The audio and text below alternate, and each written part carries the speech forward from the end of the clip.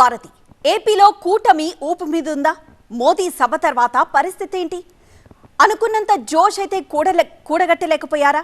AP BJP అధికార ప్రతినిధి Yamini శర్మతో TV9 వారధి నిర్వహిస్తోంది. ఎన్ఆర్ఐలు కాల్ చేయాల్సిన నెంబర్ 040234900150, 040234900016. అలానే వాట్సాప్ వీడియో కాల్ నెంబర్ 8006036036. నమస్కారం యామిని గారు. నమస్కారం యామిని గారు, పల్నాడు సభ తర్వాత ఏపీలో బీజేపీ దాని మిత్రపక్షాల పరిస్థితి ఏంటి?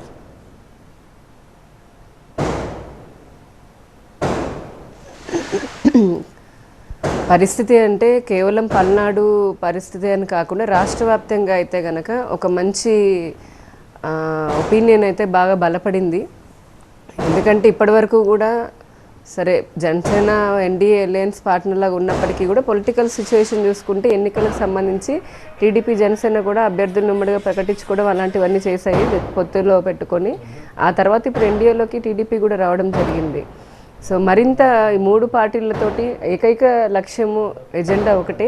అదేంటంటే ఏ విధంగా అయితే దేశంలో వికసిత భారతదేశంలాగా చూడాలని అనుకుంటున్నామో అలాగే ఆంధ్రప్రదేశ్ని కూడా వికసిత రాష్ట్రంగా అంటే అభివృద్ధి చెందిన రాష్ట్రంగా ప్రజలకి మంచి పాలన సంక్షేమాన్ని అభివృద్ధిని అందించాలన్నది ఈ మూడు పార్టీల కలయిక కాబట్టి ఆ ధ్యేయంతో ప్రజల్లో కూడా కొత్త ఉత్సాహాన్ని అలాగే మూడు పార్టీల కార్యకర్తల్లోనూ నాయకుల్లోనూ కొత్త జోష్ని నింపింది. రైట్, అంటే 2014లోనే మీరంతా కలిసి పోటీ చేశారు, 2019కి ఓడిపోయారు. ఇప్పుడు మళ్ళీ జత కట్టడం వెనుక కారణాలేంటి? గడిచిన విభజిత రాష్ట్రంలో అంటే రాష్ట్ర విభజన జరిగి 10 సంవత్సరాలు జరిగింది దాదాపుగా. ఈ 10 సంవత్సరాల కాలంలోనూ భారతీయ జనతా పార్టీ కేంద్ర ప్రభుత్వము ఈ రాష్ట్రానికి అన్ని రకాలుగా కూడా అటు కేంద్ర నిధులు కానివ్వండి, సంక్షేమ పథకాల కోసం ఇచ్చేటటువంటి గ్రాంట్లు కానివ్వండి, నిధులు కానివ్వండి, అలాగే డెవల్యూషన్ ఆఫ్ ట్యాక్సెస్ కింద ఇచ్చేవి మౌలిక వసతుల కల్పన కోసము లక్షల కోట్ల రూపాయలను ఇస్తూనే ఉన్నారు. కానీ గడిచిన 5 సంవత్సరాల నుంచి చూస్తే కనుక కేంద్ర ప్రభుత్వం చేస్తున్నటువంటి సహకారాన్ని పూర్తిగా ఉపయోగించుకొని కేంద్రం ఇస్తున్నటువంటి సబ్సిడీలని రాయితీలని ప్రజలకి చేర్చడంలో ప్రస్తుత రాష్ట్ర ప్రభుత్వం ఘోరంగా విఫలమైంది. రాష్ట్ర ప్రజలు అల్లాడుతున్నారు. వాళ్ళు దాచుకోవడం అనే నినాదాన్ని 100% పక్కాగా అమలు చేసుకుంటూ మేము 99% హామీలు ఇచ్చాము అని చెప్పని ప్రజలందరూ తమ వైపే ఉన్నారని గొప్పలు చెప్పుకుంటున్నారు. రాష్ట్ర ప్రభుత్వము ఒక అరాచక అవినీతి నియంతృత్వ నిరంకుశ పాలనకి తెరతీసింది. అందుకని ఈ రాష్ట్ర ఆంధ్రప్రదేశ్లో చాలా చక్కటి సహజ వనరులు ఉన్నాయి, అందరికీ తెలిసిందే మానవ వనరులు ఉన్నాయి. కానీ సహజ వనరులని కొల్లగొట్టుకుంటూ మానవ వనరులన్నీ పక్కకి తరలిపోతూ ఉండి పరిశ్రమలు రాకుండా, నిరుద్యోగులు డిఎస్సి లేకుండా, అటు స్వయం ఉపాధి అవకాశాలు కూడా లేకుండా, ఇటు ఇసుక కార్మికుల దగ్గర నుంచి అన్ని రంగాల ప్రజలు కూడా ఈ రోజున ఇబ్బందులు పడుతున్నారు, కష్టాలు పాలవుతున్నారు. మరొక పక్క మనం చూస్తే కనుక రాష్ట్రంలో ఉన్నటువంటి ప్రభుత్వ భూములను కబ్జా చేస్తున్నారు, చెరువులను కొల్లగొట్టేస్తున్నారు, అలాగే ఇష్టారాజ్యంగా ప్రభుత్వ ఆస్తులను తాకట్టు పెడుతున్నారు.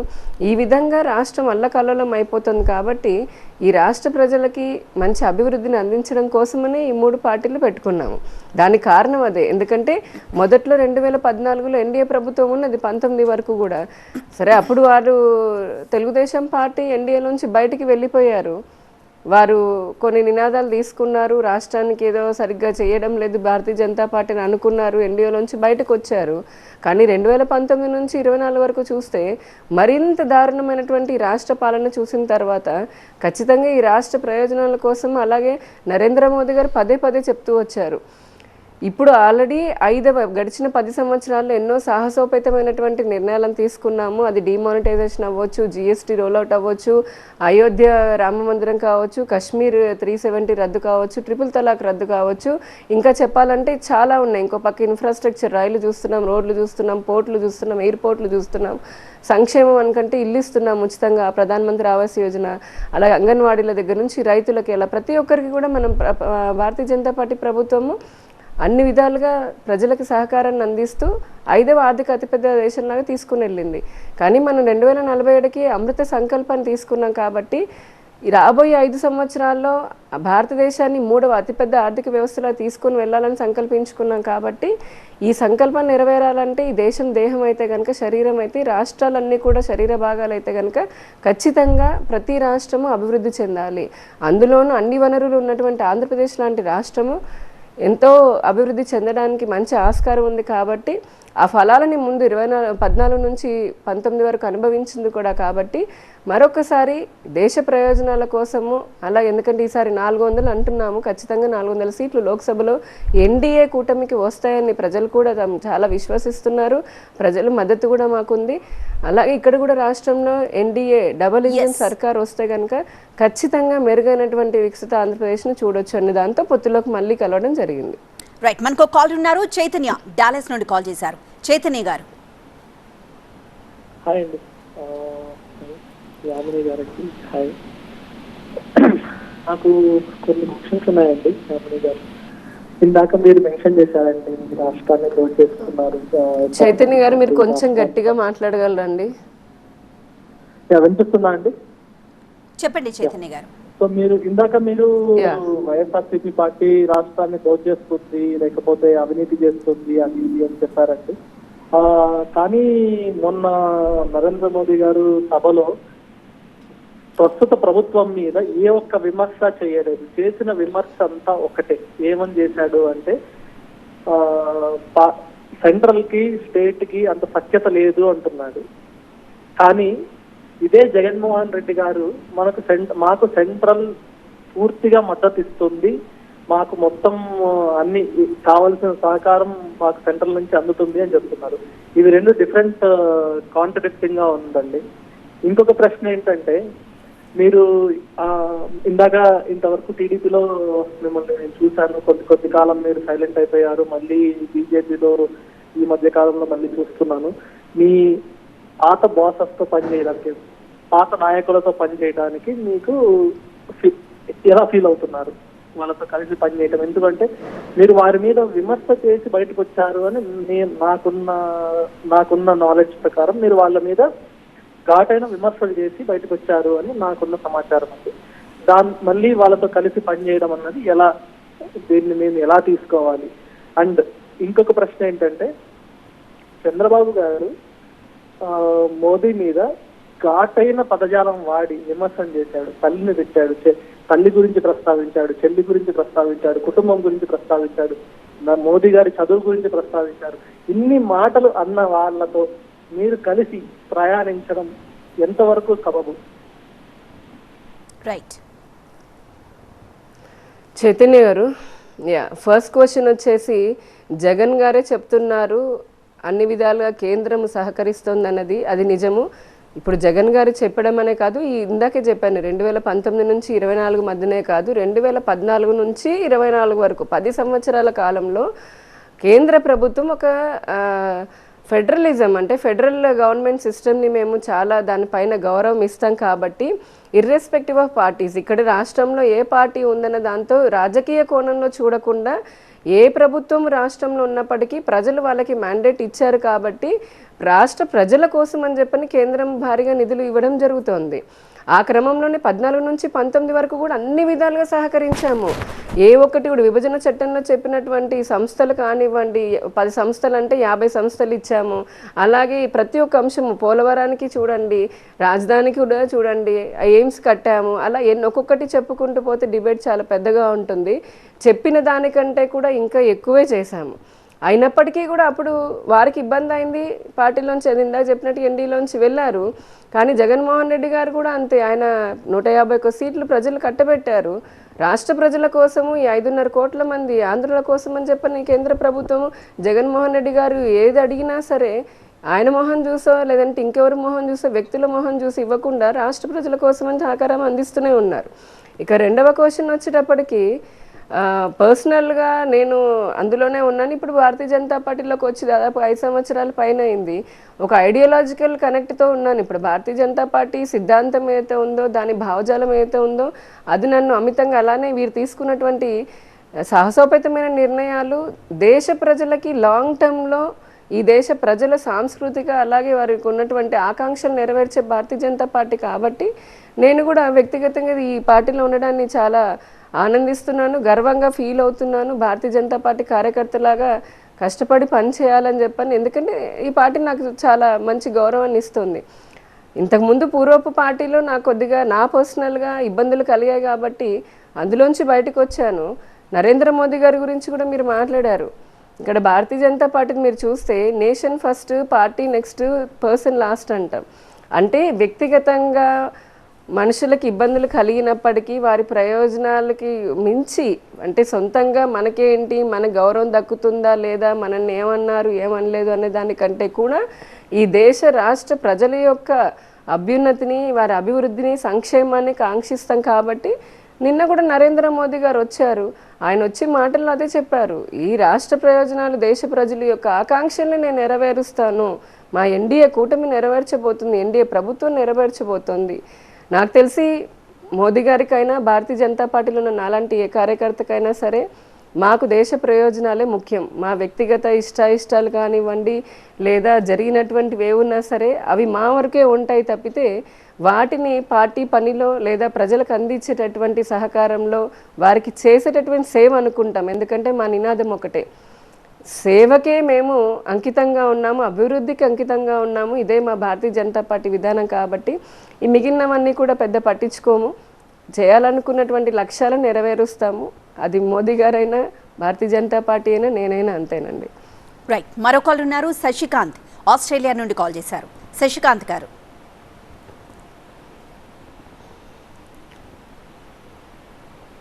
శశికాంత్ గారు.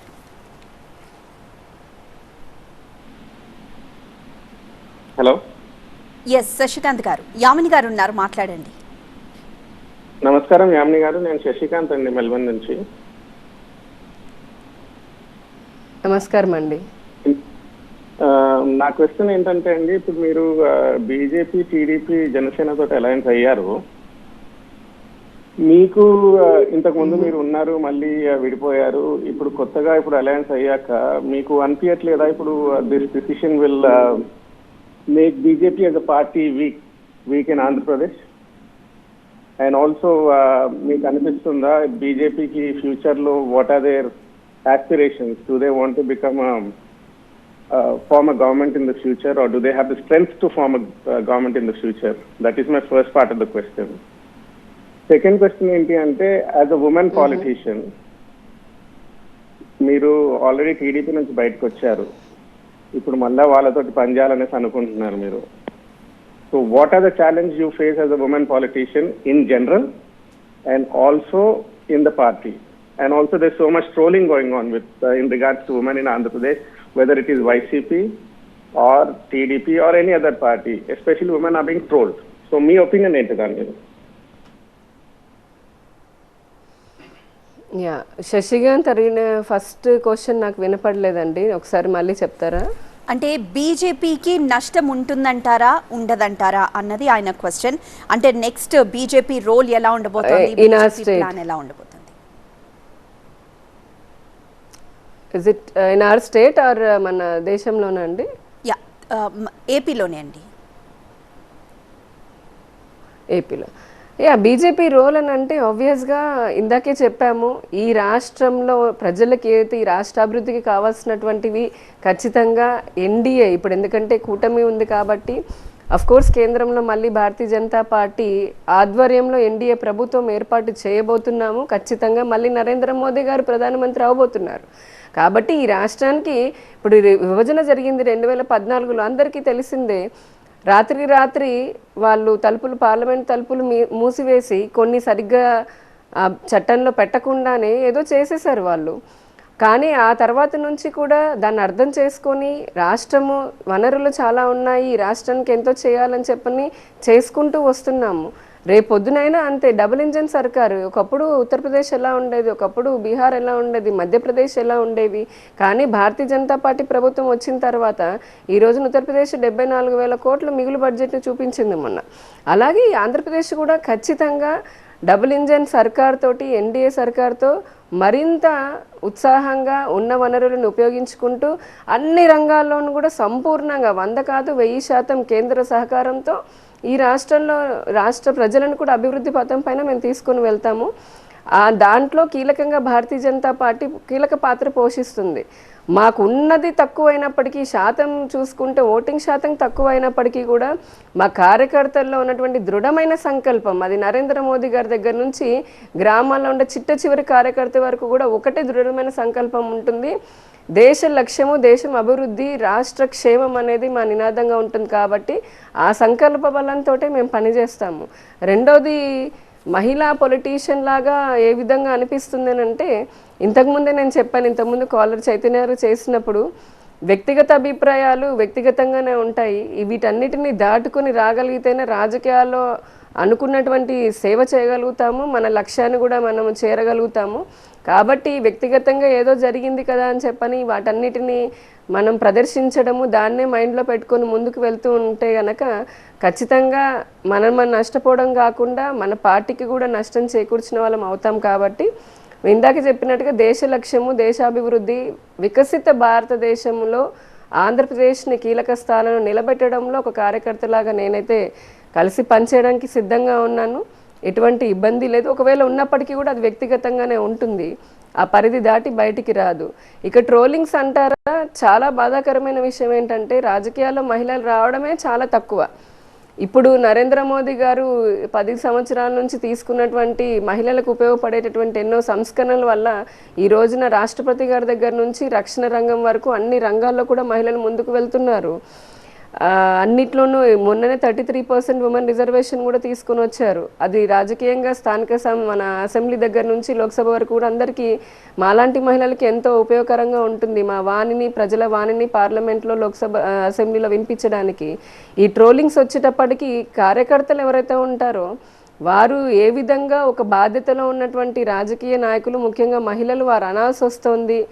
అంతేగాని అది వారి వ్యక్తిగత అభిప్రాయం కాకపోవచ్చు అని కాస్త స్పృహ కూడా లేకుండా విపరీతంగా వ్యక్తిగతంగా క్యారెక్టర్ అసాసినేషన్ చేస్తూ ట్రోల్స్ చేస్తుంటారు. మాకు రోజు వేలాది మంది ట్రోల్స్ చేస్తుంటారు, టీవీలో కూడా అంటూ ఉంటారు. బాధగా ఉంటుంది. కాకపోతే ప్రజలకి మన పార్టీ ఇచ్చినటువంటి ఆ సందేశాన్ని, సిద్ధాంతాన్ని ముందుకు తీసుకొని వెళ్ళే క్రమంలో ఇటువంటి త్యాగాలు తప్పవు. మాకు ఇబ్బందికరంగా అనిపించినా, మాకు మాత్రమే కాదు మా కుటుంబ సభ్యులకు కూడా చాలా ఇబ్బందిగా అనిపించినా కూడా దేశ లక్ష్యం కోసం పనిచేసే వాళ్ళం. కాబట్టి ఇవన్నీ పెద్దగా పట్టించుకోకుండా మా మనసును దృఢంగా చేసుకుంటూ ముందుకు వెళ్తూ ఉంటాం.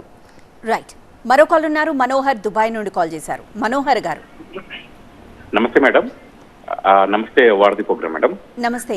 ఏంటంటే మేడం, ఇప్పుడు 3 పార్టీలు కలిపి ఒక కూటమిగా ఏర్పడ్డాయి. రానున్న రోజులు నాకు తెలిసి మిగిలిన పార్టీలు కూడా కూటమిలో కలిసే అవకాశాలు ఉన్నాయి.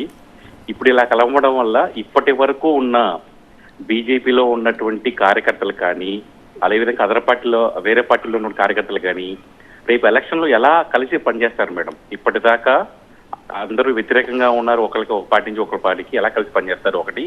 సెకండ్ క్వశ్చన్ మేడం, మీకు జరిగినట్టుగా అన్యాయం టీడీపీలో రానున్న రోజుల్లో ఒకవేళ టీడీపీ అధికారంలోకి వస్తే మిగిలిన పార్టీలకి జరగవా, మిగిలిన అభ్యర్థులకి జరగవా, మిగిలిన లేడీ మీన్స్ లైక్ ఆడవారికి జరగవా? Second question madam. మూడో క్వశ్చన్ వచ్చేసి, అన్ని పార్టీలు కలిసి జగన్ ని ఓడించడానికి కలిసి పనిచేస్తున్నాయా, లేకపోతే అభివృద్ధి చేయడానికి పనిచేస్తున్నాయా? ఒకవేళ నిజంగా జగన్ అనే వ్యక్తి అభివృద్ధి చేయకుంటే మీరు అన్ని పార్టీలు కలిసి పోటీ చేయడం అవసరమా? నిజంగా అభివృద్ధి చేయకుంటే, అభివృద్ధి చేస్తేనే కదా అందరు కలిసి పనిచేయాల్సింది ఓడించడానికి అని నా క్వశ్చన్ మేడం. ఓకే మనోహర్ గారు, ఫస్ట్ క్వశ్చన్ వచ్చేటప్పటికి క్షేత్రస్థాయిలో ఈ అన్ని పార్టీల కార్యకర్తలు ఏ విధంగా పనిచేస్తారు అన్నదానికి ఒకటే సింపుల్ ఆన్సర్ అండి. ఇప్పుడు రాజకీయ పరంగా అభిప్రాయాలు వేరే వేరే అయినప్పటికీ లక్ష్యం ఒకటే. ఏ పార్టీ లక్ష్యమైనా సరే కొన్ని వాళ్ళకి పర్సనల్ ఇంట్రెస్ట్లు ఉంటాయి. మేము ఎమ్మెల్యేలు అయిపోవాలి, ఎంపీలు అయిపోవాలి, మా పార్టీని ప్రభుత్వంలోకి రావాలి, అధికారంలోకి రావాలని ఉంటుంది. కానీ at the end of the day చివరిగా కార్యకర్తకు ఉండేటటువంటిది ఏమిటి? వారు రాజకీయంగా ఉన్నప్పుడు ఈ ప్రజల యొక్క సమస్యలను గుర్తించి వారికి బలంగా నిలబడితేనే కదా వారికైనా రాజకీయ భవిష్యత్తు ఉండేది. కాబట్టి ఖచ్చితంగా ఇప్పుడు కూటమిలో ఉన్నటువంటి ఎన్డీఏ కూటమిలో ఉన్నటువంటి అన్ని పార్టీల కార్యకర్తలు నాకు తెలిసి ఒకే లక్ష్యంతో, ఒకే సంకల్పంతో పని చేస్తారు అనేది విశ్వసిస్తున్నాము. నిన్న జరిగినటువంటి సభకు వచ్చిన కార్యకర్తలను చూస్తే ఆ విషయం స్పష్టమవుతుంది మనకి. లక్షలాదిగా కార్యకర్తలు వచ్చారు, అందరూ కూడా ఒకటే ఆశయంతో ఉన్నారు. రెండోది, ఏదైతే ఇప్పుడు ఉన్నటువంటి జగన్మోహన్ రెడ్డి గారి ప్రభుత్వాన్ని ఓడించడం కోసము ఇవి జతకట్టాయా లేదంటే గనక అభివృద్ధి చేయడం కోసమని అడిగారు. ఖచ్చితంగా జగన్మోహన్ రెడ్డి గారి ప్రభుత్వం కనుక కూలగొట్టడానికి రాజకీయ పార్టీలు మేము పెద్దగా దృష్టి పెడుతున్నప్పటికీ కూడా నిజంగా ఓడించబోయేది ప్రజలు. ఎందుకంటే ప్రజలకి మేము వారి సమస్యలకి బలాన్ని అంటే వారికి సమస్య పరిష్కారం కోసము వారి వైపు బలంగా నిలబడుతున్నాం. అందుకు రాజకీయ పార్టీ పనికొస్తుంది. కానీ అసలైనటువంటి డెసిషన్ తీసుకోవాల్సింది ఓటరు, ఒక సాధారణ ప్రజలు. కాబట్టి ఆ ప్రజలు ఈ రోజున ఇందాక చెప్పాను, ఇసుక దగ్గర నుంచి మీరు చూస్తే ఈ రోజున ఒక లారీ ఇసుక రేట్ ఎంత ఉంది? ఇది దొరక్క ఇంత ఖరీదైపోయినటువంటి ఇసుకను ఉపయోగించలేక ఎన్నో భవనాలు ఆగిపోతున్నాయి. దాంట్లో మధ్యతరగతి వారు ఉన్నారు. ఈ భవన నిర్మాణ కార్మికులు చాలామంది దీనిపైన ఉపాధిపైన ఆధారపడినటువంటి వారు లక్షలాది మంది ఈ రోజున ఇబ్బంది పడుతున్నారు. ఏదో డైరెక్ట్ బెనిఫిట్ అని కొన్ని చేయూత ఆసరా లాంటి పథకాలని చెప్పని డైరెక్ట్గా క్యాష్ ఇస్తున్నంత మాత్రాన అవి తాత్కాలికంగా వారికి ఉపశమనాన్ని ఇచ్చి టెంపరీ లాభాన్ని చేకూరుస్తాయేమో, కానీ లాంగ్ టర్మ్లో కనుక నిజంగా ఈ రాష్ట్రంలో ఒక చిన్న ఉదాహరణ చెప్తాను మీకు. ఈ రాష్ట్రంలో 3 ఇండస్ట్రియల్ కారిడార్స్ని కేంద్రము ఇవ్వడం జరిగింది. విశాఖ నుంచి చెన్నైకి, చెన్నై నుంచి బెంగళూరుకి, అలాగే చెన్నై నుంచి హైదరాబాద్కి. వీటిల్లో ఒక్కొక్క దాంట్లో కూడా ఒక దాంట్లో 98,000 మందికి, ఇంకొక దాంట్లో 1,50,000 మందికి, ఇంకొక దాంట్లో 40,000 మందికి ఈ చొప్పున ఉపాధి కోసం అని చెప్పని లక్షల కోట్ల గురించి ప్రతిపాదనలు ఉన్నాయి. కానీ మీరు గడిచిన 5 సంవత్సరాల్లో చూస్తే ఈ ఇండస్ట్రియల్ కారిడార్స్లో ఉన్న కంపెనీలు కూడా వెళ్ళిపోయి కొత్తగా అంటే ఇన్ఫ్రాస్ట్రక్చర్ ఇచ్చిన ఏం చేసినా నిధులు ఇస్తున్నా కూడా ఒక కొత్త ఎంప్లాయ్మెంట్ కూడా లేదు. కాబట్టి ఇలా నిరుద్యోగులు కూడా ఆలోచిస్తున్నారు. డిఎస్సి అన్నారు, ఇంతవరకు లేనే లేదు. ఇలా ఒక్కొక్క రంగంలో ఉన్నటువంటి ప్రజలు ఈ రోజున నిర్దేశించుకుంటున్నారు, అంటే ఆలోచిస్తున్నారు, మాకు టెంపరీ గెయిన్ కావాలా లేదంటే నిజంగా ఈ రాష్ట్రంలో మాకు శాశ్వతమైనటువంటి అభివృద్ధిని కావాలని. ఆకలిగా ఉన్నవాడికి ఆ పూటకి అప్పటికప్పుడు తీసుకొచ్చి అన్నం పెట్టడము కరెక్టే, పెట్టొచ్చు, తప్పులేదేమో. కానీ ప్రతిరోజు కూడా తీసుకొచ్చి అన్నమే పెడతామంటే అది శాశ్వతమైనది కాదు. తెల్లారి నుంచి అతని అన్నాన్ని అతను సంపాదించుకునేటటువంటి ఒక ఉపాధి అవకాశాన్ని, అటువంటి వాతావరణాన్ని కల్పిస్తేనే అతను తన కాళ్ళ మీద తను నిలబడగలుగుతాడు, ఆకలి తీర్చుకోగలుగుతాడు. ఆ రెండో పని మా కూటమి చేస్తుంది, ఆల్రెడీ చేసి చూపించింది. ఎన్డీఏ ప్రభుత్వం మళ్ళీ చేయబోతుంది. మొదటిది జగన్మోహన్ రెడ్డి గారు చేస్తున్నారు. కాబట్టి ప్రజలు నిర్ణయించుకున్నారు, నిర్ణయిస్తారు. వారికి గొంతుకలాగా మేమందరం వెళ్ళి ప్రజల్లో జరుగుతున్నటువంటి ఈ తప్పులు ఏవైతే ఈ ప్రభుత్వం చేస్తున్నారో, ప్రజా వ్యతిరేకంగా తీసుకున్న నిర్ణయాలు ఏవైతే ఉన్నాయో వాటిని ప్రజల్లో తీసుకెళ్ళడానికి మేము దోహదపడుతున్నాం. యామిని గారు, పల్నాడు సభలో మోదీ ప్రసంగం పవర్ఫుల్ గా కనిపించలేదని ప్రత్యర్థి పార్టీలు అంటున్నాయి. మీకెలా అనిపించింది? ప్రత్యర్థి పార్టీలు ఏవైనా అంటూ ఉంటాయండి, వాటిల గురించి మేము ఆలోచించాల్సిన అవసరం లేదు. ఎందుకంటే ఈ దేశ ప్రధానిలాగా, అలాగే ఈ రోజున ఆయన విశ్వనాయకుడు, ప్రపంచ దేశాలన్నీ కూడా వారి యొక్క పరిపాలనని, దక్షతని, వారి సంకల్పాన్ని, వారి యొక్క ఉన్నటువంటి లక్ష్యాలని ఈ రోజున ప్రపంచ దేశాలు గుర్తించాయి. కాబట్టి ఆయన ఏం మాట్లాడాలో, ఎలా మాట్లాడాలో ఆయనకు బాగా తెలుసు. కాబట్టి ఆయన వచ్చారు, ఆయన అనుకున్నటువంటి సందేశాన్ని వినిపించారు. అంటే వీళ్ళు అనుకున్నట్టుగా ఎవరినైనా పర్సనల్గా టార్గెట్ చేయడము, లేకపోతే కనుక ఇంకా వీళ్ళకి నచ్చినట్టుగా ఇంకేదో అనలేదనో అంటారనో అని చెప్పని అనుకుని, అనకపోతే పసలేదు అని చెప్పని అనుకోవడం కాదు. మేము ముందు నుంచి చెప్తున్నాము, మేము అధికారంలోకి వచ్చేది కూడా ఈ ప్రజలకి సంక్షేమాన్ని, అభివృద్ధిని అందించడం అనేది, అలానే ఈ భారతదేశాన్ని విశ్వగురు స్థానంలో నిలబెట్టడం కోసం. ఈ క్రమంలో ప్రత్యర్థి పార్టీలు కానీ, మిగతా రాజకీయ పార్టీలు కానీ వారు చేస్తున్నటువంటి కుటుంబ వారసత్వ అవినీతి ఏదైతే ఉందో దానికి ఖచ్చితంగా కూకటి వేళ్లతో కూడా నిర్మూలించేటటువంటి సత్తా భారతీయ జనతా పార్టీకి ఉంది, నరేంద్ర మోదీ గారికి ఉంది.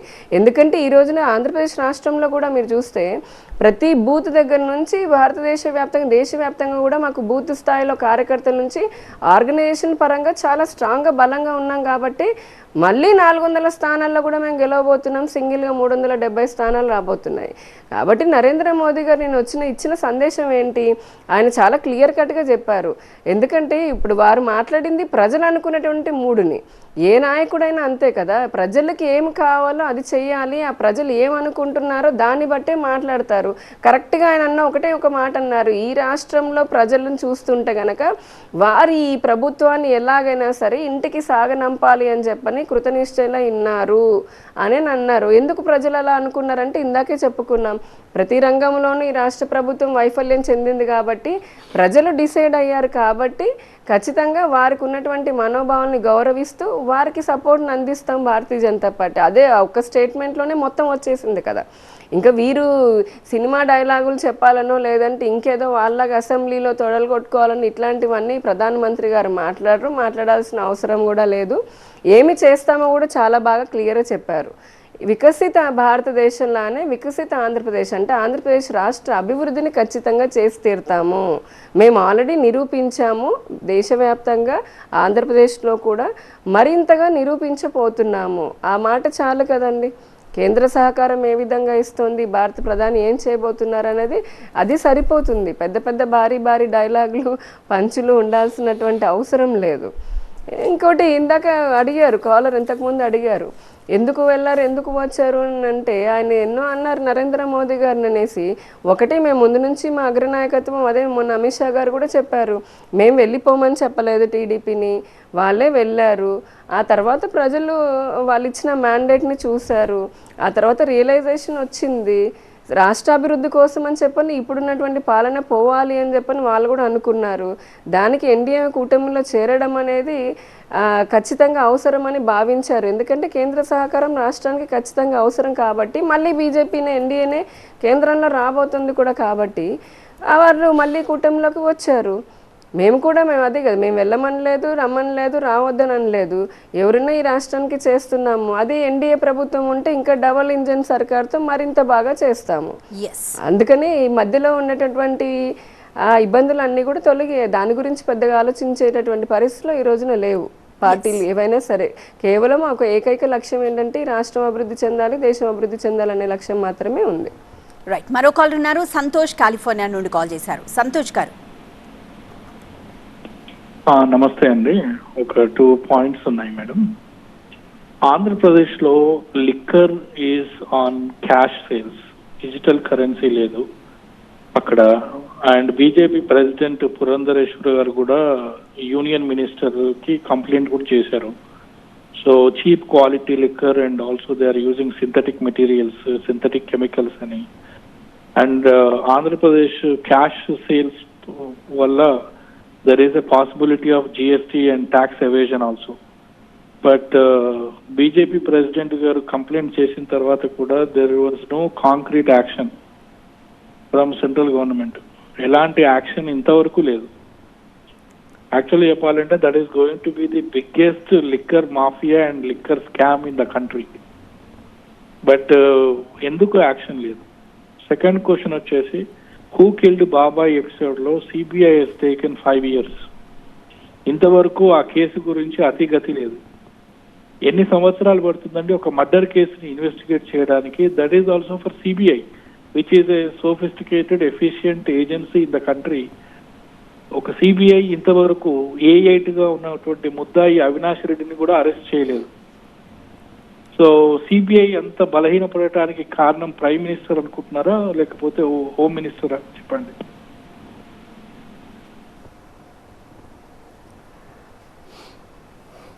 2014కి ముందు ఉన్నటువంటి అంటే ఈ కేంద్ర దర్యాప్తు సంస్థలు కానీ కేంద్ర సంస్థలు ఏవైతే ఉన్నాయో వాటి పనితీరుని 2014 నుంచి ఇప్పుడు 2024 వరకు కనుక మీరు పోల్చుకుంటే తేడా అనేది మీకు చాలా సుస్పష్టంగా ఉంటుంది. లేదంటే వారు ఇంకొక సపరేటెడ్ దీనిపైనే కనుక ఇంకా కొంచెం ఎక్కువ సమయం ఇస్తే మళ్ళీ నేనే తిరిగి వచ్చి మీకు ఆ తేడాన్ని కూడా చెప్తాను. ఎందుకంటే ఇది ఒక నిమిషంలో పూర్తి చేసేటటువంటిది కాదు. ఓవరాల్గా చూస్తే ఈరోజు కూడా నరేంద్ర మోదీ గారు ప్రధానమంత్రి గారు ఒకటే చెప్పారు, కేంద్ర దర్యాప్తు సంస్థలు తప్పు చేసినటువంటి వాటిని ఎవ్వరిని కూడా వదిలిపెట్టే ప్రసక్తి లేదు.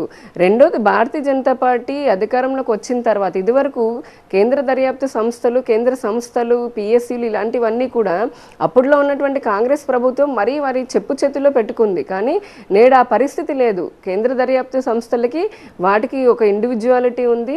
ఇక కేసుల గురించి అంటారా, చాలా ఇన్ఫ్లుయెన్షియల్ పీపుల్ యువతల వైపు ఉన్నారు కాబట్టి వాళ్ళు కూడా చట్టంలో ఉన్నటువంటి చిన్న చిన్న ఏవైతే ఉంటాయో ఆ లూప్స్ని పట్టుకొని ఒకదానిపైన ఒకటి వేసుకుంటూ వెళ్తున్నారు. కానీ ఏ రోజుకైనా సరే నిజం ఖచ్చితంగా బయటపడుతుంది. చాలా సందర్భాల్లో చూసాము, సత్యమే గెలుస్తుంది. కాబట్టి ఆ సంస్థలు అతి తొందరలోనే వాటి పని అవి పూర్తిగా చేసుకుంటే వాటికి ఆ స్వతంత్ర అధికారాలు కూడా ఎప్పుడో కేంద్ర ప్రభుత్వం ఇచ్చివేసింది. అండ్ లిక్కర్కి సంబంధించి రాష్ట్ర అధ్యక్షురాలు పురంధరేశ్వరి గారు, ఆవిడ రాష్ట్ర అధ్యక్షురాలు అయినప్పటి నుంచి కూడా మీరు చూస్తే ఒక్కొక్క అంశము తీసుకున్నారు. దాంట్లో మొట్టమొదటిగా తీసుకున్నది మద్యపాన నిషేధం. ఎందుకంటే జగన్మోహన్ రెడ్డి గారు ఆయన ఇచ్చినటువంటి నవరత్నాల హామీలో అతిపెద్ద ఒక రత్నము మద్యపాన నిషేధము. అందరికీ తెలిసిందే, ఇది సామాజికంగా ఉన్నటువంటి సమస్య. అంటే ప్రభుత్వం పూనుకొని ఎంత చేసినప్పటికీ ప్రజలకు ఉన్నటువంటి సమస్యని ఆయన చాలా దృఢంగా నేను నిషేధం చేస్తాను అని చెప్పిన తర్వాత ఆయన చేస్తున్న పని అంతా ఆపోజిట్. చీప్ లిక్కర్ అసలు దొరకకుండా చేయడం అని కాదు, సారా దొరకడము మందు దొరకడము దేవుడెరుగు, కానీ 5 స్టార్ హోటల్లోనే దొరికేలాగా చేస్తాను 5 సంవత్సరాలు అన్నప్పటికీ ఈ రోజున గల్లీలో చూస్తే ఎక్కడ చూసినా కూడా ఈ లిక్కర్ అనేది ఏరులై పారుతుంది. ఆడవారి పుస్తలు తెగిపోతున్నాయి. ఎంతోమంది పురంధరేశ్వర్ గారు వెళ్ళి విజిట్ కూడా చేసి వచ్చారు. దీనికి సంబంధించినటువంటి డీటెయిల్డ్ రిపోర్టు కూడా కేంద్రానికి పంపించడం జరిగింది. అది కేంద్రం దగ్గర ఉంది. వారు కూడా ప్రతి డిపార్ట్మెంట్ కానీ మినిస్ట్రీకి కానీ దానికంటూ చాలా పనులు ఉంటాయి. ఖచ్చితంగా ఈ విషయం పైన అతి తొందరలోనే వారు నిజానిజాలతోటి ఆధారాలతో సహా ఇచ్చాం కాబట్టి ఒక డెసిషన్ అయితే తీసుకుంటారు. ఎందుకంటే ఇది ప్రజలకు సంబంధించింది, ప్రజల ఆరోగ్యానికి సంబంధించింది కాబట్టి. మరొక పక్క చూస్తే ఇదే కాంగ్రెస్ చిదంబరం గారు పార్లమెంట్లో ఎద్దేవా చేశారు. ఇది 2017-18 ఆ సమయంలో ఈ భారతదేశంలో కనీసం ఇంటర్నెట్ కూడా లేదు, మీరందరికీ వెళ్ళి క్రెడిట్ కార్డులు ఇస్తారా ఏంటి, పిఓఎస్ మిషన్లు పెడతారా, ఈ దేశం డిజిటలైజ్ అవ్వడము ఇంకా దగ్గరలోనే లేదు, ఈ మాటలు ఎందుకని చాలా గేలి చేశారు ఆ రోజున. కానీ నరేంద్ర మోదీ గారి సంకల్పం చూడండి, బీజేపీ సంకల్పం చూడండి, ప్రజలందరి దగ్గర ఉన్నటువంటి మొబైల్ ఫోన్లతోటే ఈ రోజున డిజిటలైజ్ చేశారు. ఆఖరికి కూరగాయల బండ్ల వారు, ఆటోలు పెట్టుకునే వాళ్ళు, గుడి దగ్గర బయట ఉన్నటువంటి చెప్పుల స్టాండ్ నడుపుకునేటటువంటి వారు కూడా, చెప్పులు కుట్టుకునే వారి దగ్గర నుంచి యూపీఐ స్కానర్లు పెట్టి మొత్తం డిజిటలైజ్ చేశారు. అంటే నల్లధనం ఏదైతే ఉందో, అలాగే ఈ కరప్షన్ ఏదైతే ఉందో దాన్ని తగ్గించడం కోసం అని చెప్పని ఆయన ఎంతో డిజిటలైజ్ చేస్తుంటే, ఇక్కడ ఆంధ్ర రాష్ట్రంలో మటుకు ఇంకా వైన్ షాప్లో, లిక్కర్ షాపుల్లో ఈ క్యాష్ని తీసుకోవడం అనేది కూడా కేంద్రానికి రాయడం జరిగింది. హోప్ఫుల్లీ తొందరలోనే ఖచ్చితమైనటువంటి డెసిషన్ అనేది ఖచ్చితంగా తీసుకుంటారు. రైట్. మరోవైపు ఏపీ మంత్రులు అవినీతి చేశారని మోదీ గారే చెప్పారు. సో అలాంటప్పుడు మరి బీజేపీ కేంద్రంలో ఉంది కదా, ఎలాంటి చర్యలు ఎందుకు తీసుకోలేకపోయారు? ఇందాక చెప్పినట్టుగానే రాష్ట్ర ప్రభుత్వము, కేంద్ర ప్రభుత్వం అంటే ఇక్కడ కూడా రాష్ట్రానికి ఎమ్మెల్యేలు ఉన్నారు, ఎంపీలు ఉన్నారు, వారు ఓట్లు వేస్తున్నారు, ప్రజాప్రతినిధులు అవుతున్నారు. కేంద్రంలో కూడా ప్రధానమంత్రి గారు ఉన్నప్పటికీ, కేంద్ర ప్రభుత్వం ఉన్నప్పటికీ ఈ అవినీతి పైన చూడాల్సినటువంటి ఏవైతే సంస్థలు ఉన్నాయో ఆ సంస్థలు తమ పని తాము చేసుకుంటున్నాయి. వాటికి ఉన్నటువంటి స్వతంత్ర అధికారాలను అవి వినియోగించుకుంటున్నాయి. కేంద్ర ప్రభుత్వం నేను ప్రధానమంత్రిని కదా, నేను కేంద్రం కదా అని చెప్పని ప్రతి దాంట్లోనూ వారికున్న విధులను పక్కన పెట్టేసి ప్రతి దాంట్లోనూ రారు. ఖచ్చితంగా ఆ సంస్థలు తమ పని చేస్తున్నాయి. నిన్న చూసాం తెలంగాణలో ఏమైందనేది, కవిత గారికి ఆవిడ రెడ్ హ్యాండెడ్గా చేశారని ఈరోజు కూడా అధికారికంగా ఏవైతే ఆధారాలు ఉన్నాయో ఆవిడని అరెస్ట్ చేయడం జరిగింది ఈడీ. అలానే చాలా రాష్ట్రాల్లో మనం చూసాము, కొంతమంది ముఖ్యమంత్రులే వెళ్ళారు, జైళ్ళకి వెళ్ళారు. అట్లానే ఖచ్చితంగా ఈ సంస్థలు అనేవి సరైన సమయంలో పక్క ఆధారాలతోటి అవినీతి చేసిన వారు ఎవరైనా సరే వదిలిపెట్టడము భారతీయ జనతా పార్టీకి అలవాట్లేదు కాబట్టి వారిపైన చర్యలు ఆ సంస్థలు తీసుకుంటాయి. రైట్. ఇందాక స్పేర్ చేయడం అనేది జరగదు వారెంతటి వారైనా సరే. రైట్. ఇందాక ఒక కాలర్ అడిగారు, జగనే టార్గెటా లేకపోతే ఏదైతే రాష్ట్రానికి సంబంధించిన అభివృద్ధి కావాలో అది టార్గెటా అని. కూటమి టార్గెట్ ఒకవేళ జగనే అయినప్పుడు ప్రధాని ఎందుకు జగన్ పై ఫోకస్ పెట్టలేదు?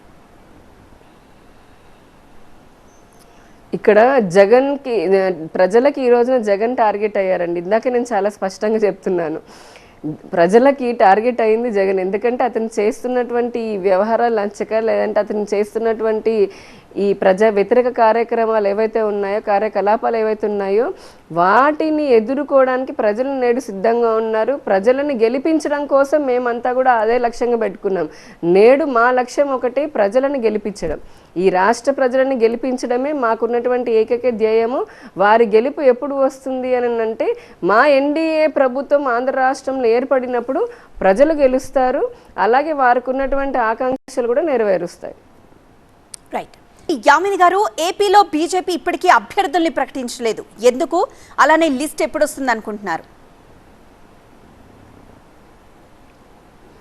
భారతీయ జనతా పార్టీకి సంబంధించి ఇప్పుడు చాలా రాష్ట్రాల్లో చూస్తున్నాము. అసెంబ్లీ అభ్యర్థులను కూడా పార్లమెంట్ అభ్యర్థులతో కలిపి కేంద్ర పార్టీనే డైరెక్ట్గా వాళ్ళు లిస్టు విడుదల చేస్తున్నారు. మాకు పార్లమెంటరీ కమిటీ బోర్డు ఏదైతే ఉంటుందో వారు కలుసుకున్న తర్వాత ప్రతి స్ట్రాటజీ ప్రకారము నేషనల్ పార్టీ త్వరలోనే ఆంధ్రప్రదేశ్కి సంబంధించినటువంటి అభ్యర్థుల లిస్టు కూడా వాళ్ళు రిలీజ్ చేయొచ్చేమో.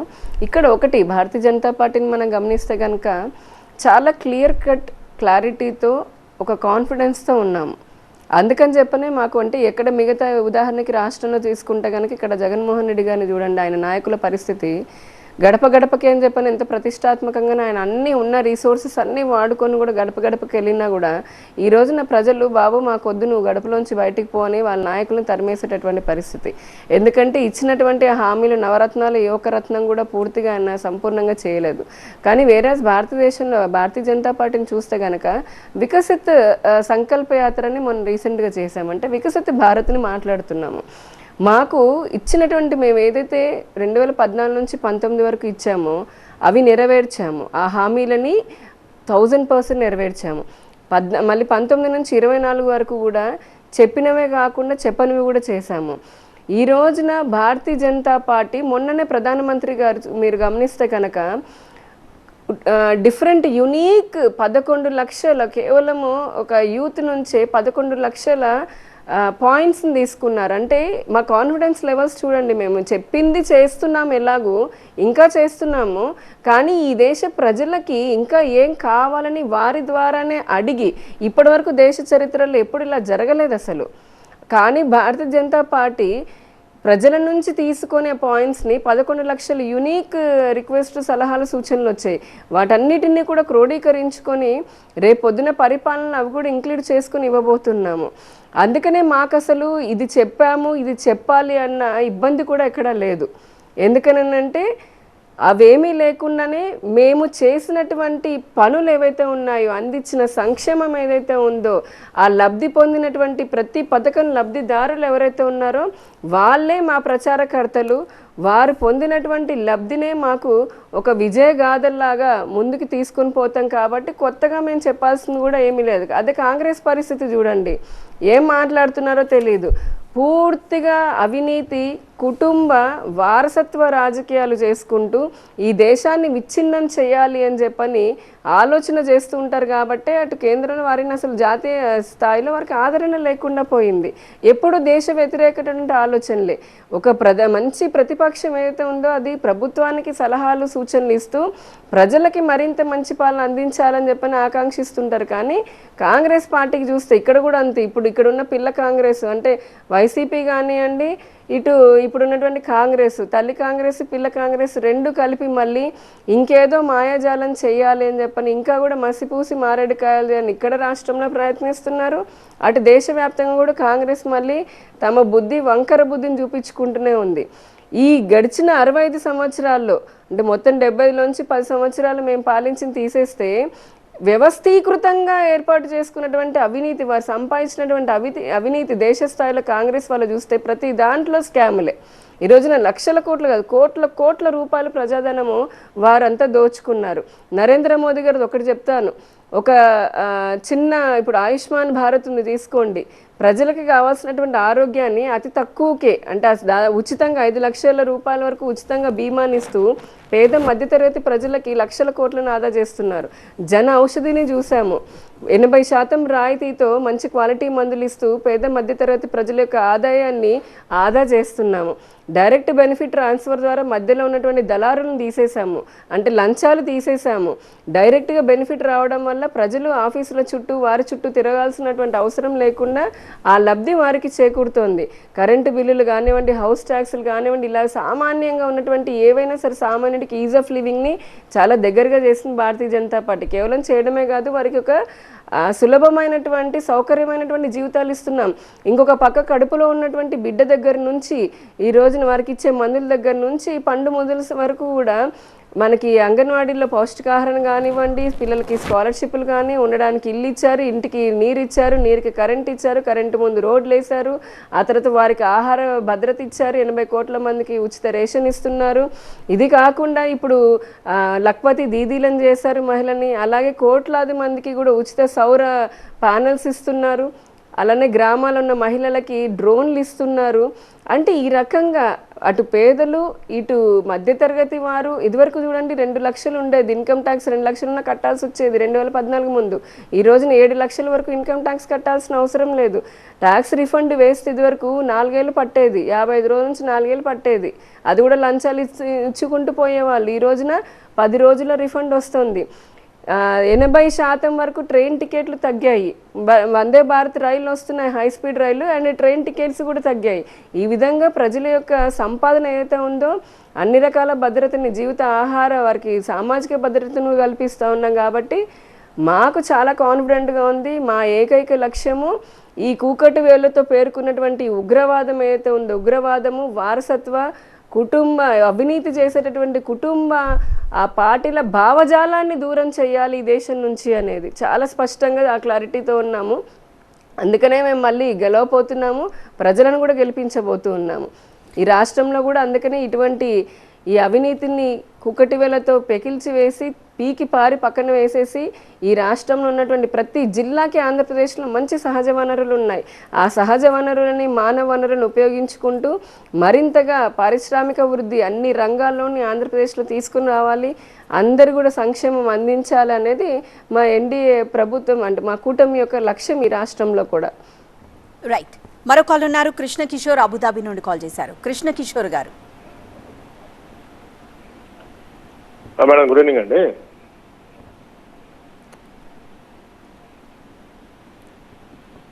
యామిని గారు ఉన్నారు, మాట్లాడండి, మీ క్వశ్చన్ అడగండి. కృష్ణ కిషోర్ గారు. Madam, good evening madam.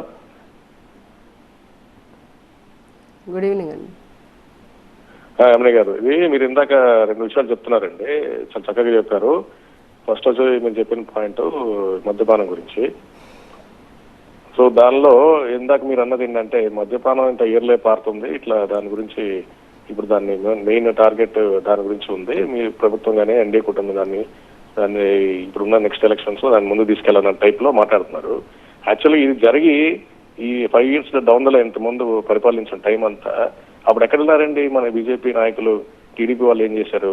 As a opposition పార్టీగా ఏం రోల్ ప్లే చేశారండి? ఎవరు ప్రొటెస్ట్ చేశారు? ఎవరు రోడ్ మీదకి వచ్చి దాన్ని ఆపగలిగారు? పోనీ ఇప్పుడు మీరున్న బీజేపీ గవర్నమెంట్ సెంట్రల్ నుంచి ఏమన్నా ఆపగలిగారు? అదొక పాయింట్ అండి. రెండో పాయింట్, మీరు జగన్ టార్గెట్ అంటే ప్రజలకని అన్నారు. జగన్ గారు ఇప్పుడు ప్రజెంట్ సీఎం టార్గెట్ అవడానికి పలు కారణాలు ఉండొచ్చు, కానీ దానికి మీరు ఎన్డీఏ కూటమి కాకుండా మీరు బీజేపీ ఓన్ గా ఎందుకు మీరు కంటెస్ట్ చేయట్లేదు? ఎందుకు వాళ్ళు జనసేనని టీడీపీ తీసుకువెళ్తున్నారు? యాడ్ చేసుకుని ఎన్డీఏ కూటమిలాగా ఫామ్ అవ్వాల్సిన అవసరం ఏంటి? అంటే మీ బలం మీకు ఆల్రెడీ మీకు చెప్తున్నారు ఎన్ని బెనిఫిట్స్ ఉన్నాయి బీజేపీ మూలంగానే. సో ఇండివిజువల్ మీరు ఎందుకు వెళ్ళలేకపోతున్నారు? కూటమి అవసరం అంటారా? ఇదే నాకు ప్రశ్నలు ఏంటండి.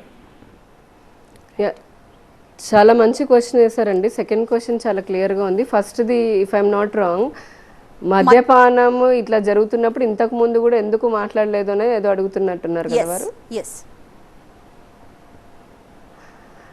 మద్యపానానికి సంబంధించి మొదటి నుంచి కూడా పెద్ద ఎత్తున మహిళల నుంచి, ప్రజల నుంచి వ్యతిరేకత ఉంది. కానీ జగన్మోహన్ రెడ్డి గారు ప్రతిపక్ష నేతలాగా ఉన్నప్పుడు, ఆయన 3 సంవత్సరాలు పాదయాత్ర చేసినప్పుడు చాలా స్పష్టంగా నేను అంచెలంచెలుగా ఈ మద్యపాన నిషేధాన్ని చేస్తాను, మద్యపానాన్ని సంపూర్ణంగా నిషేధిస్తాను, కేవలం 5 స్టార్ హోటళ్ళకి మాత్రమే ఉంచుతాను, ఇది నా భరోసా అక్క చెల్లెళ్ళకి అని చెప్పని ఆయన మాట ఇవ్వడం జరిగింది. కానీ ఇచ్చిన మాటలు ఇప్పుడు నేను ఇందాకే చెప్పాను, ఇది ఒక సామాజిక అంశం ఇది. కాబట్టి ప్రభుత్వము వెంటనే అనుకున్న చేయలేదు చేయలేని కారణాలు కొన్ని ఉన్నప్పటికీ కూడా చిత్తశుద్ధిలో లోపం అయితే ఉండకూడదు కదా. అసలు ఆయన చెప్పిన దాంట్లో కనీసం 50% చేసి ఇంకా కొంచెం నాకు ఈ ఇబ్బందులు ఉన్నాయి కాబట్టి నేను మిగతా మళ్ళీ చేస్తాను అని చెప్పని ఏ రోజైనా అలా చెప్పడానికి కూడా అవకాశం లేకుండా పోయింది. చీప్ లిక్కర్లు, ఇదే వైసీపీ నాయకులు ఎంతమంది చీప్ లిక్కర్లని తయారు చేసుకుంటూ ఇష్టారాజ్యంగా క్యాష్ తోటి అమ్ముకుంటూ ప్రజల ప్రాణాలకు తీసుకొని వస్తున్నారు. ఇక్కడ ఇది రాజకీయ అంశము లాగా చూడడం ఒక ఎత్తైతే ప్రజల కుటుంబాలు కూడా ఆర్థికంగా అన్ని రంగాలుగా ఆరోగ్యపరంగా నష్టపోతున్నాయి. మహిళలు నష్టపోతున్నారు, ఆ కుటుంబంలో ఉన్న పిల్లలు కూడా తండ్రులను కోల్పోయి నష్టపోయేటటువంటి పరిస్థితి. కాబట్టి ఇంకా పెద్ద ఎత్తున చేస్తున్నాము దీని గురించి. ఇప్పుడు చీప్ లిక్కర్ బాగా ఎక్కువైపోయింది. Not only cheap liquor, not only liquor, ఈ రోజున డ్రగ్స్ చూస్తే కనుక మీరు స్టాటిస్టిక్స్ చూస్తే డ్రగ్ కల్చర్ చిన్న చిన్న స్కూళ్ళ దగ్గర నుంచి కూడా ఆంధ్రప్రదేశ్లో ఏ రోజు అనుకోలేదు. ఇంతకు ముందు కూడా ఇంతలాగా ఎప్పుడు విస్తృతంగా లేదు.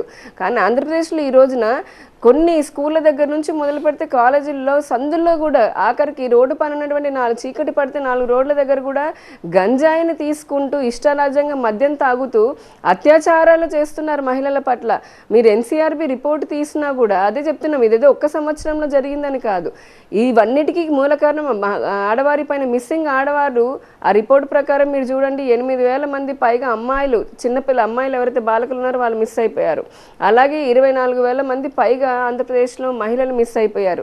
పోలీసు వారు కొంత మేము వారిని వెనక్కి తీసుకొచ్చామంటున్నారు. కానీ అది శ్వేతపత్రం అడుగుతుంటే ఇంత మేము ఎన్నో పోరాటాలు చేశాం. మహిళా కమిషన్లకి రాసాం భారతీయ జనతా పార్టీ. అలానే ఎస్సీ కమిషన్ని పిలిపించాం. ఇక్కడ సీఎం గారి ఇంటికి కూతవేటు దూరంలోనే అత్యాచారం జరిగింది. విజయవాడ జీజీహెచ్ హాస్పిటల్లో జరిగింది. ఇలా చెప్పుకుంటూ పోతే చాలా ఉన్నాయి. వీటన్నిటికీ కారణం ప్రత్యక్షంగా పరోక్షంగా విపరీతంగా పెచ్చుమీరిపోతున్నటువంటి మద్యము, ఈ డ్రగ్స్, అలాగే విఫలమవుతున్నటువంటి పోలీసు వ్యవస్థ. వీటన్నిటిపైన కూడా భారతీయ జనతా పార్టీ మేము పోరాటం చేస్తూనే ఉన్నాము. కాకపోతే మా వైపు సపోర్ట్ చేసి మేము చేసేటటువంటి విస్తృతంగా ప్రచారం చేసేటటువంటి మీడియా మాకు అనుకూల మీడియా లేని కారణం వల్ల మేము ప్రజల్లో మేము చేస్తుంది ఎక్కువ చెప్పుకోలేకపోతున్నామేమో. కానీ మిగతా పార్టీలతో పోల్చుకుంటే ప్రతి అంశం పైన, సర్పంచుల అంశం తీసుకోండి, భారతీయ జనతా పార్టీ జనసేన చేస్తే రాత్రి డబ్బులు పడ్డాయి వారికి. అలాగే తిరుపతిలో దొంగ ఓట్ల గురించి 30,000 ఓట్ల గురించి భారతీయ జనతా పార్టీ చేసిన పోరాటానికి కలెక్టర్ని సస్పెండ్ చేయడం జరిగింది. ఇలాగా చాలా అప్పుడు ఎస్సీ కమిషన్ కూడా గుంటూరుకి రావడం జరిగింది ఆ అమ్మాయి హత్య జరిగిన తర్వాత. ఇసుక దగ్గర నుంచి అమరావతి విషయం, ఏ విషయం అయినా సరే భారతీయ జనతా పార్టీ చేస్తూనే ఉన్నాము. ఇక మీరు అడుగుతున్నారు మా బలం గురించి ఎందుకు పోటీ చేయలేదు అని చెప్పని. మొన్న పొత్తు డిక్లేర్ చేసేటటువంటి రోజు వరకు కూడా 175 అసెంబ్లీ స్థానాలు, అలాగే 25 పార్లమెంట్కి సంబంధించి భారతీయ జనతా పార్టీ తమ అభ్యర్థులను కూడా రెడీ చేసుకొని ఢిల్లీకి కూడా తీసుకుని వెళ్ళి పెద్దలకు ఇవ్వడం జరిగింది. ఒకవేళ పొత్తు లేకుండా ఉండుంటే కనుక ఖచ్చితంగా భారతీయ జనతా పార్టీ ఇండిపెండెంట్గానే పోవడానికి తన శక్తియుక్తులన్నీ కూడా సిద్ధం చేసుకుంది. భారతీయ జనతా పార్టీ నాయకులు కూడా సిద్ధంగానే ఉన్నారు. కాకపోతే ఇందాక చెప్పినట్టుగా కొన్ని దేశ ప్రయోజనాల దృష్ట్యా, అలాగే రాష్ట్ర ప్రయోజనాలు, రాష్ట్ర ప్రజల యొక్క దాని గురించి అని భారతీయ జనతా పార్టీ కూడా ఈ పార్టీలతోటి అంటే ఎన్డీఏలోకి తెలుగుదేశము రావడం జరిగింది. ఆల్రెడీ జనసేన ఉన్నది. ఈ 3 కలిపి ఇప్పుడు ప్రజలకి మళ్ళీ చెప్తున్నాము, ఇందులో ఇండివిజువల్గా వెళ్ళి ఉండొచ్చు. మాకు బూత్ స్థాయిలో కూడా రాష్ట్రంలో చూస్తే కనుక దాదాపుగా 45,000కి పైగా కూడా భారతీయ జనతా పార్టీ ప్రతి బూత్లోనూ బూత్ కమిటీలు వేసుకున్నాము. అన్ని అట్లాంటి సంస్థాగతంగా సంబంధించి కూడా మా పని మేము చేసుకుంటూనే పోతున్నాము. అన్ని విధాలుగా సిద్ధంగా కూడా ఉన్నాము.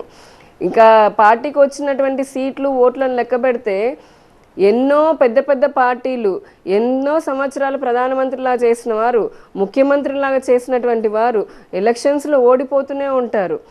గెలుపోటములను దాన్నే మనం పరిధిలాగా ప్రామాణికంగా తీసుకోకూడదు. ఏ లక్ష్యంతో అయితే ముందుకెళ్తున్నామో అన్నది ఆలోచించుకున్నా మేము సిద్ధంగానే ఉన్నాం. కాకపోతే ఇప్పుడు పొత్తులో ఉన్నాం కాబట్టి ఇచ్చినటువంటి సీట్లలో 175 స్థానాల్లో కూడా అభ్యర్థుల కృషి వారు మంచి విజయాన్ని సాధించాలని చెప్పని 3 పార్టీలు కూడా పనిచేస్తాయి. ఇందాకే చెప్పాను, మా లక్ష్యం, ఏకైక లక్ష్యం ప్రజలను గెలిపించడము. ప్రజల్ని గెలిపించడం అనే లక్ష్యంతో ఉమ్మడిగా వెళ్తున్నాం మేము. Right, thank you so much Yamini గారు, ఈరోజు మాతో వారధిలో జాయిన్ అయినందుకు థ్యాంక్ యూ సో మచ్. ఇది ఈరోజు వారధి.